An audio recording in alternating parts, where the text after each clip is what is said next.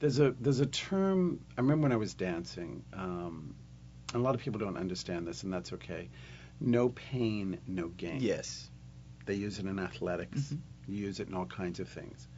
I always feel that if I'm not going out of my mind at a certain point, like, what am I creating? I think I'm going crazy here now. Right. You know, whenever there's that pull Right. that just starts pulling me, I just go, oh boy, Right. hold on. Hmm. I don't know where this is going to take me. I don't know if I'm going to be able to get through this. Hmm. And the other thing is, no matter how many times I've done this, Hmm. I still get very nervous. Am I going to be able to do it? Wow. Is it going to happen? It's a very human element. I don't tell too many people this. Right. But it's something, it's a very kind of intensive thing. And I just take a breath, because people expect a lot from me. And am I going to be able to create this? Am I going to be able to find it? Mm-hmm. And again, I go back to the dancing. Hmm. Okay, let's take a blank sheet of paper here, just blank sheet. Hmm. Let's start from the beginning. Right. I don't know what I'm doing. Now let's just start. And if you just relax yourself, the impulses start to flow, and then the color starts to come out, and you take it one step at a time, and you build. It's like an actor. If you start thinking about that emotional scene at the end of the play, if you jump the step, Right. you can't do that. No, you can't.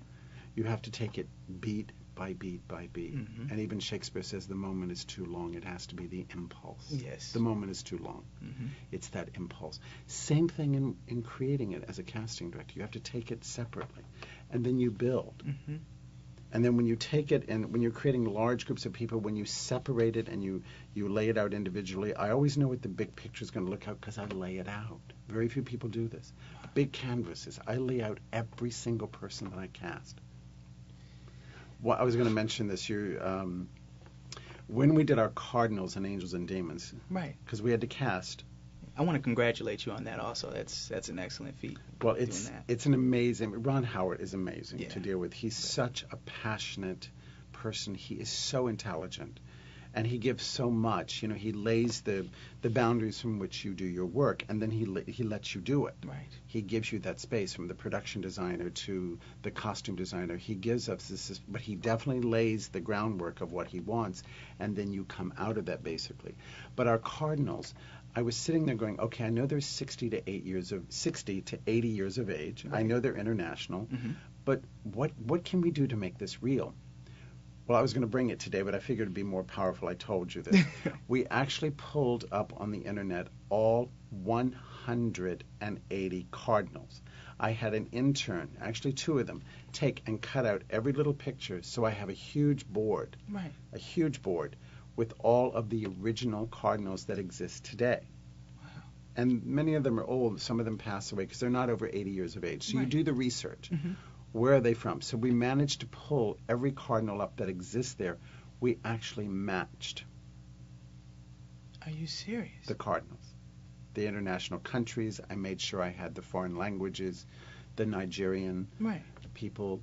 And then it became so spectacular in terms of these faces. And at that age, you have to make sure that their health is okay, Yeah. because we're shooting in hot weather and so Right. forth and so on.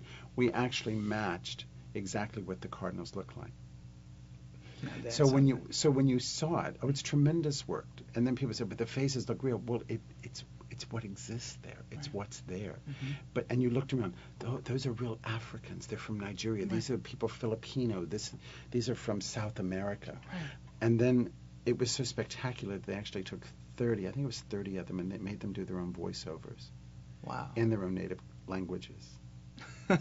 And some of these people had not done anything at all. Right. But we created the space. Right. And when you see, and they actually built the Sistine Chapel to scale. Yes. You can imagine. Wow. You're talking about monumental. Right. With Michelangelo's Last Judgment, and then you place all of our Cardinals in there. Spectacular. Yeah. And no one knows what goes on in there because it's all highly confidential. No one is allowed with the conclave in the Sistine Chapel. So by faith, they had to create, well, how does this voting go on when the Right. Pope has died? How do they vote? How do they argue? Do they bicker? Right. What do they do? Because they have to elect a new Pope within days. So all this realism, Hmm. and then when you put all this together, they go, wow, this looks fantastic. Well, again, it's every single one we did. And you do the individual. They're all fit. They all have appointments and fittings. Right.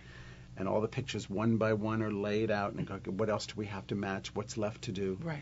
But it takes a while to do this. It's detailed. Yeah, it's very much so. And when you see the end result, Mm-hmm. hopefully it looks real, but it's like an actor, the preparation. It does not happen overnight. Right. It takes time, and it takes patience, and it's detail. And it's also terrifying because, like, do I know what I'm doing? I mean, every day I have that fear. Well, with 153 plus films that you've worked on, you must know what you're doing. I think one day, when it's all said and done, I'll wake up and go, what did I do? Because, they talk about it in athletics. The actor talks about being in the zone. Right. Being in the moment. When you're in the zone, and then, like that football player, he's rearing back, and it's 10 seconds to go in the game, and he just rears back, and he just throws the ball into the end zone, and he's got to catch it, and he just throws it, and the guy all of a sudden jumps up and catches it. Right.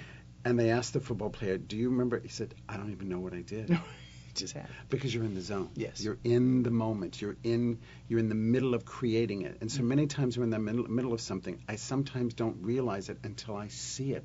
Or if I walk to a set and I see it placed. Right. At that point, I know to let it go. Right. Because it's there. But it's nerve-wracking sometimes doing it. I'm sure it's got to be that way.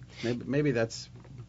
I don't know why I've created all of this. Sometimes I create the madness of doing it, but it's the only thing that I know what to do. It's how I work, basically. And I went, I don't know if anybody else who does this. No one is going to put... And you wake up at 3 o'clock in the morning, that face, I need this, something, seriously. Right. And you have to write it down real quick. You go into that dream state. What does it lack here? Right. Do you follow what I'm saying? I do. So if actors and extras can sense what we go through, we're trying to do it too. So we're one and the same. We're scared. We're nervous. We feel for you. We know. I've been through what you're going through. We're trying to find it. Right. And they're trying to give it to us. So you have that energy sometimes going into something, and many times you just have to let it go. Right. I've seen things happen at the last second where it's like you wanted that person, and they want me. I don't think I'm right for this. But they are, and you don't realize it till it's all put together, if you will.